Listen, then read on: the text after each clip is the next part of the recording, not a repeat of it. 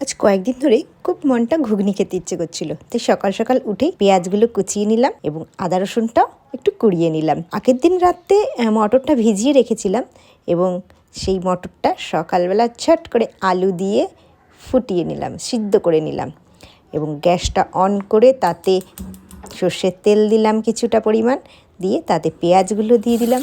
দিয়ে পেঁয়াজগুলো একটু ভাজা ভাজা হয়ে আসলেই আমি তাতে দিয়ে দিলাম আদা রসুন কুচোনোগুলো। আদা রসুনটাও একটু ভাজা হয়ে আসলে তারপরে তাতে দিলাম একটু হলুদ, একটু লবণ, একটুখানি জিরা, লাল লঙ্কা দিয়ে ভালো করে একটুখানি মশলাটা কষিয়ে তারপরে মটরগুলো দিয়ে দিলাম। একটু ফুটে উঠলেই তাতে দিয়ে দিলাম আমার ছাদের থেকে তুলে আনা তাজা তাজা ধনেপাতা, 1 ফুট দিয়ে নামিয়ে নিলাম। এটি ভালো লাগলে শেয়ার করে দেবেন এবং চ্যানেলটিকে সাবস্ক্রাইব করুন। ধন্যবাদ।